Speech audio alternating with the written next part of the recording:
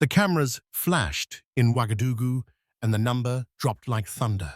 $60 billion in gold. Beneath the soil of Kaya, Gawa, and Bolsa lies a treasure vast enough to redraw the fate of a nation. For some, it sounded like salvation. For others, it carried the echo of a curse that had already drowned Congo, Niger, and Angola in blood and poverty. Could this be a golden dawn, or just another shadow stretching across the red earth of Africa? The announcement shook not only Burkina Faso, but the entire world. Paris calculated, Beijing observed, Washington leaned forward. Every foreign capital smelled opportunity. But in the streets of Ouagadougou, a barefoot boy asked, "If there are billions beneath our soil, why do I still walk without shoes?" Captain Ibrahim Traoré stood before his people and declared, "This treasure will not be stolen.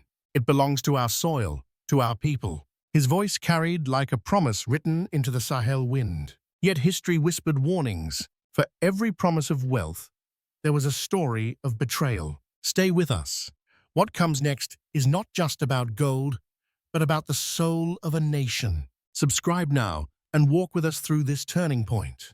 The news broke on a morning heavy with heat and dust. In the capital city of Ouagadougou, government officials filed into the press hall, cameras clicking, reporters murmuring.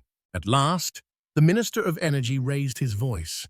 Beneath the soil of Kaya, Gawa, and Bulsa lies more than 1,200 tons of pure gold, valued at over $60 billion. The air shifted. Applause erupted, yet doubt lingered like a shadow in the corners of the room. The promise was painted in bright colors. For the first time, the minister declared, we will not dig wealth for foreign banks. This gold will serve the barefoot child in Dori, the farmer in Banfora, the mother in Bobo Dioulasso. It was a pledge of dignity, a pledge that prosperity would flow inward, not outward. The crowd inside clapped with hope, but outside in the streets, voices trembled. How many times had Africa heard such words before? In Kaya, a young man leaned against his rusted motorbike, his ear pressed to the crackling sound of a radio. 60 billion, he whispered, astonished yet wary. His friend shook his head. They said the same in Niger when they found uranium in Arlit. They said the same in Congo when they spoke of cobalt and gold.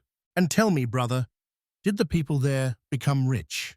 The question fell heavy, unanswered, swallowed by the desert wind. Inside the presidential palace, Captain Ibrahim Traoré gathered his ministers around a long wooden table. The atmosphere was taut, the weight of expectation pressing down on every face.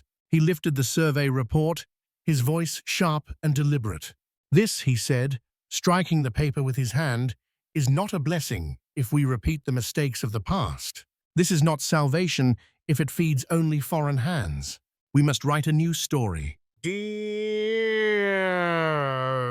hear me? A new story. Around the table, men and women nodded, yet behind their eyes flickered the memories of other nations who once promised renewal, only to watch their wealth vanish overseas. The world, too, reacted with unblinking attention. The Financial Times called Burkina Faso the new gold frontier of Africa. Reuters reported that international mining companies had already sent requests for exploration licenses. Analysts at Bloomberg predicted a tenfold increase in national GDP if the reserves were managed properly. These headlines rang with numbers, with projections, with markets surging. But in villages beneath neem trees, elders spoke in hushed voices. Whose trucks will carry this treasure? One asked bitterly. Whose banks will fatten while our children still drink from dry wells? Another added, gold does not glitter the same for the poor. It blinds them. And so the tension rose. Between a government's promise and a people's fear. Between global excitement and local suspicion. Between the shimmering allure of wealth and the dark shadow of history. Captain Traoré himself appeared on national television that evening. His figure stood resolute, framed by the red, green, and gold of the national flag. His words were iron. This discovery is the inheritance of every Burkinabe, not a prize for foreign corporations, not a gift to bankers in Paris or Toronto. It is ours, and we shall decide how it is used. Cheers burst from households across the nation. Yet in hushed corners, questions lingered. Could even the strongest will resist the tide once the world's powers began to circle? Because history is not silent. The Congo once sat upon mountains of cobalt, but its schools remained broken. Niger's uranium lit the Eiffel Tower, while families in Niamey studied by candlelight. Angola's oil raised skyscrapers in Luanda, while children in the countryside drank from muddy rivers. These stories are not fables. They are scars carved into the African soil. And now Burkina Faso stood before the same mirror. The discovery was real, the reserves undeniable. But the question loomed larger. Would this be the soil of dignity or another grave of hope? This was the beginning of a new chapter, but whether it would be written in light or in shadow remained unknown. The chamber of the National Assembly trembled with anticipation. Rows of ministers, military officers, and elders filled the hall, waiting for Captain Ibrahim Traoré to speak. When he rose, silence fell heavy. His voice was thunder, his fist striking the wooden desk. Do you think Niger chose darkness? Do you think Congo chose blood? Do you think Angola chose hunger? No, they were pushed into it, trapped by contracts signed in silence, in offices far from their people. We will not walk into that same trap. The hall erupted in applause, yet behind the noise lay the sharp edge of truth. The past was filled with betrayals wrapped in contracts, with wealth siphoned away while nations were left hollow. Traoré's words cut through the memory of those wounds, his tone a declaration of defiance. The ghost of Thomas Sankara hovered in the chamber. His words, decades old, found new life on Traoré's tongue. He who feeds you controls you. He who minds you owns you. The assembly trembled. Young men and women in universities whispered his name with reverence. Some called him reckless.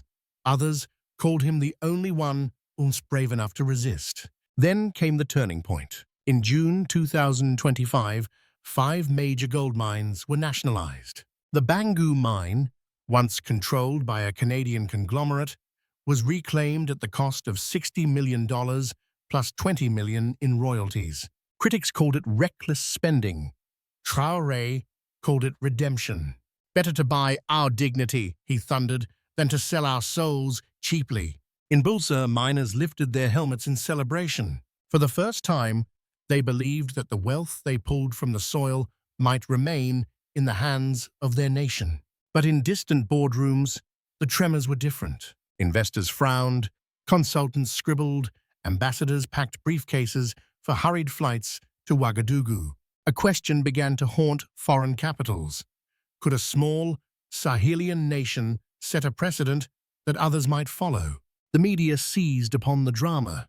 The Financial Times described Burkina Faso as a test case for African sovereignty. Reuters reported the rush of international mining firms lobbying for exploration licenses. Bloomberg analysts warned that foreign investment could dry up if the government continued down this radical path. In Paris and Ottawa, diplomats whispered that the captain had gone too far. In Washington, policy analysts framed the discovery as both an opportunity and a potential source of instability in West Africa. But in Ouagadougou's Independence Square, tens of thousands gathered beneath the blazing sun. Traoré stood before them, his military uniform coated in dust, his words amplified by the roar of the crowd. If we allow others to value our gold, we will buy back poverty with our own sweat. I swear to you, not 1 kilogram will leave this land without value returning to Burkina Faso. The square shook with chants, fists raised, tears streaming down faces worn by decades of disappointment. Yet beyond the chants, whispers remained. Could one leader truly stand against the machinery of global capital? Could Burkina Faso defy the same fate that had swallowed its neighbors? The world did not wait. Flights from Canada, the United Arab Emirates, and Australia landed in Ouagadougou. Hotel lobbies buzzed with suits and briefcases, the smell of money and pressure filling the air. The government spoke of oversight, transparency, sovereignty, but many remembered other governments that had spoken the same, only to watch bulldozers arrive and rivers poisoned. In a tea shop in the capital, an old man tapped his cane against the floor. "I have seen this mirror before," he muttered. "It does not reflect riches. It reflects scars." His words traveled like smoke, unsettling the excitement, reminding all who listened that wealth can turn quickly into a weapon. The climax was not only in speeches, but in the clash between hope and fear, sovereignty and pressure, dignity and compromise. Burkina Faso stood on the edge of a chasm, the captain's words like torches in the dark, but the forces pressing in were older, larger, relentless. Would nationalization mark the rebirth of a proud nation, or the beginning of isolation against a world that does not forgive defiance? The price of sovereignty is never written only in ledgers. It is etched into human lives. In April 2025, the ground in Palma collapsed. 17 artisanal miners, men who had labored for decades with bare hands and calloused palms, were buried beneath the earth they had once trusted. Mothers wailed, fathers dug with desperate hands, but no one returned alive. The tragedy was more than a number. It was a wound torn into the heart of a nation that had only begun to dream of dignity. Captain Ibrahim Traoré stood before the cameras, his face rigid, his voice sharper than steel. "No ounce of gold is worth 17 lives. From this day, unregulated pits will be shut down, and the state will take control." His decree echoed like justice, yet the question remained: could one order overcome the desperation that drove men underground? In Kaya, the water told its own story. Wells once clear as glass turned reddish, carrying the bitter smell of chemicals. Women lifted buckets, staring into poisoned reflections. "If water itself becomes poison, how do we feed our children?" they asked. The Environmental Ministry tested the samples. The results confirmed cyanide contamination. Traoré responded with an emergency order: no cyanide processing near rivers, and funds allocated for a state-run purification unit. It was a step, but in the villages, the damage already burned through lungs and rivers. The World Health Organization issued its warning. Within 8 months of intensified mining, respiratory illnesses in children rose by 31%. Hospitals in Gawa overflowed with coughing children. Doctors admitted with helplessness, "The dust is stronger than our medicine." When Traoré heard, he summoned his health minister.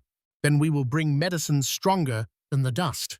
Allocate funds now, even if we must cut our own salaries." His voice carried the weight of urgency, but the challenge was vast, larger than budgets could answer. The faces of exploitation grew younger. Inspectors reported girls as young as 12, hauling sacks of ore heavier than their own bodies, for wages no higher than $2 or $3 a day. Outrage swept the nation. At a press briefing, Traoré's voice broke with fury. "A child belongs in a classroom, not a tunnel. From this year, any company found employing children will lose its license." Not suspended, revoked. He announced a bursary program to fund free schooling for 5,000 children from mining communities. Yet hunger pressed harder than promises. A mother in Banfora murmured, "Can school feed my son today, or only tomorrow?" The wounds cut deeper still. Sacred mossy sites, drum houses where generations had honored their ancestors, were bulldozed for mining tailings. Elders cried as centuries of memory collapsed into rubble. Traoré stood before a rally and thundered, "Our ancestors are not collateral damage. Gold may glitter, but identity is priceless." He decreed heritage protection zones, yet bulldozers lingered at borders, contracts waiting for signatures. At night, in cabinet meetings, the questions circled. Illegal exports slipped through Togo and Mali, the borders leaking like sieves.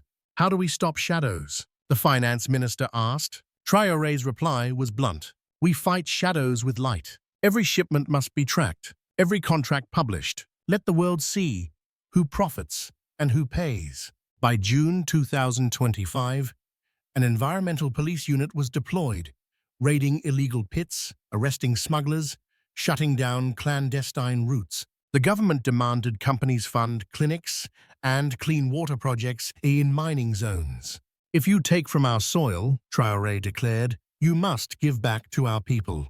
But the ground reality remained harsh. Clinics cannot restore poisoned rivers. Medicines cannot rebuild lost lungs. Graffiti spread across the walls of Ouagadougou. This gold belongs to us or to no one. For some, it was despair. For others, a call to arms. For Traore, it was both a warning and a mandate. The challenge was not only wealth, but survival itself. Could a leader's determination transform the curse into blessing, or would the same story repeat, etched now into Burkina Faso's soil? This was more than governance. It was a battle for a future that bore his name. For every policy, every sacrifice, every tragedy, the question lingered. Would these choices build the Ibrahim Traoré legacy, or would they bury it under the same dust that suffocated children near the mines? A legacy can be carved from gold, but it can also be drowned in it.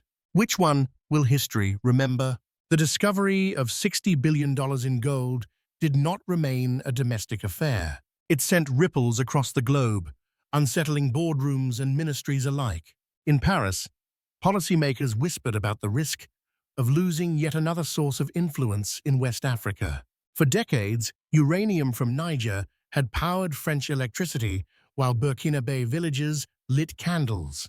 Now, the question surfaced, if gold slipped from France's grasp, what remained of its shadow in the Sahel? In Ottawa, Canadian mining companies lobbied aggressively. Some still clung to contracts signed by previous regimes, clauses that guaranteed them profit before the state received a single coin. Yet under Traoré, those contracts were frozen, the licenses revoked.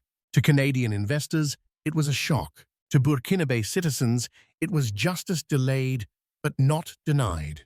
The United Arab Emirates dispatched representatives under the banner of partnership. Australia sent consultants offering development packages. In both cases, behind the polite language lay old machinery. Exploit first, apologize later. Reports soon surfaced of offshore accounts, of missing disclosures. Within weeks, licenses were suspended under a new, unyielding rule: no transparency, no license. In Washington, the reaction was measured but unmistakable. Analysts framed Burkina Faso's boldness as both a potential source of instability and a model others might imitate. Could one captain's refusal to bow create a domino effect, encouraging other African nations to reclaim their resources? The United States, long accustomed to shaping the rules of extraction, now watched uneasily as a small, landlocked nation rewrote the script. Beijing's tone was quieter, though no less pointed.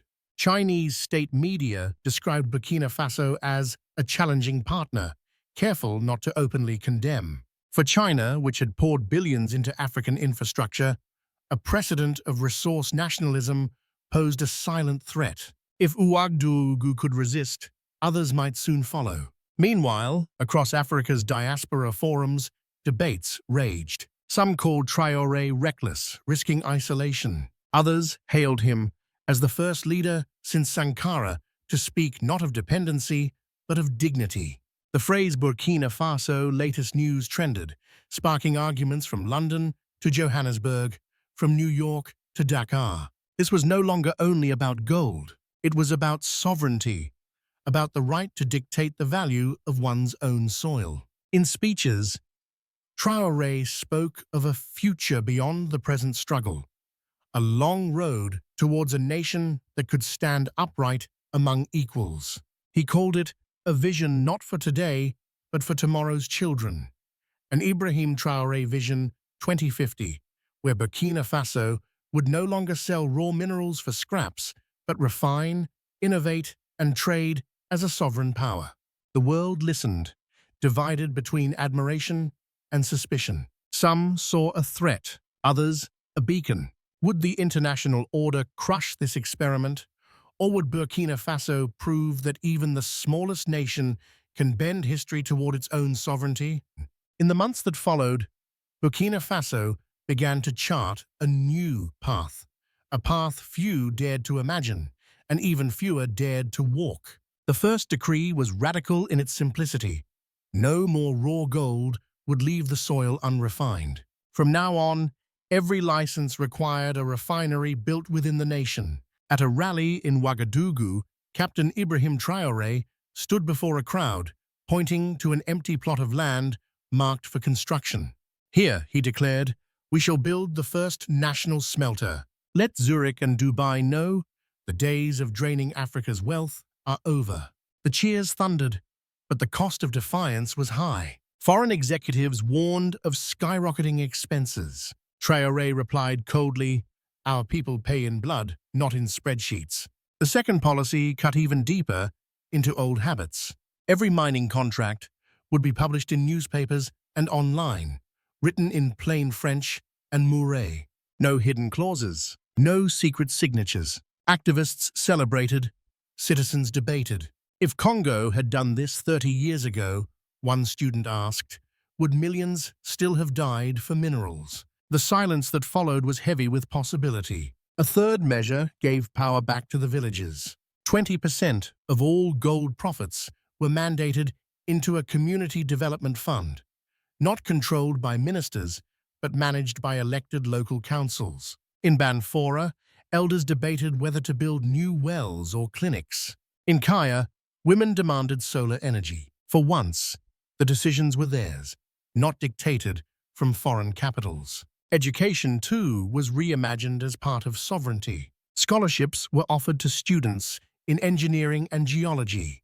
"We will train our own metallurgists," Traoré announced at the University of Ouagadougou.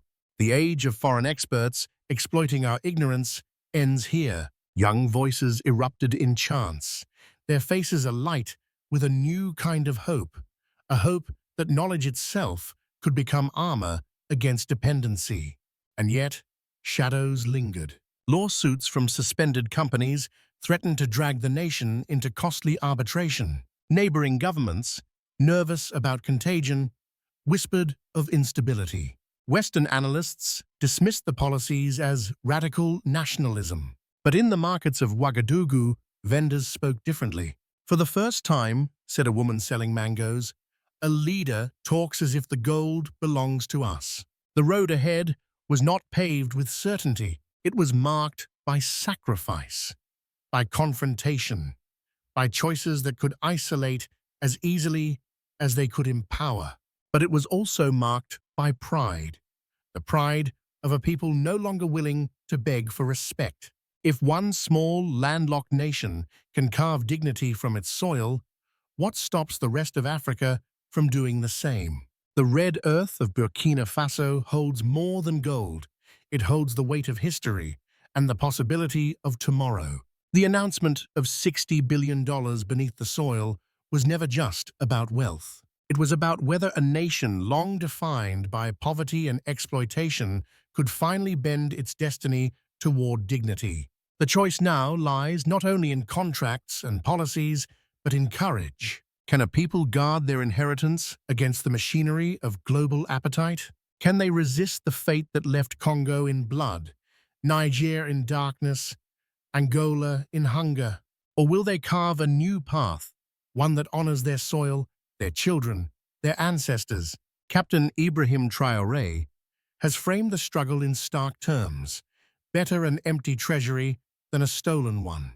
His government has pledged transparency, community funds, local refineries, and education as weapons of sovereignty. If these promises endure, they may one day be remembered not only as reforms, but as the foundations of the Ibrahim Traoré legacy. And if they are carried into the decades ahead, they may form something even greater, an Ibrahim Traoré Vision 2050, where Burkina Faso does not kneel before financiers in Paris or brokers in Dubai, but stands upright as a partner, equal in trade and proud in sovereignty. The test is immense. Lawsuits will come, threats will follow, hunger will tempt compromise. Yet every generation is given one moment when history demands an answer. This is Burkina Faso's moment. So we end not with certainty, but with a question that belongs to every listener. Can Africa turn its curse into a blessing, its wounds into wisdom, its soil into sovereignty? Do not just watch history, walk with it. Subscribe, share, and raise your voice. The story of Africa's tomorrow is not written by others. It is written by us.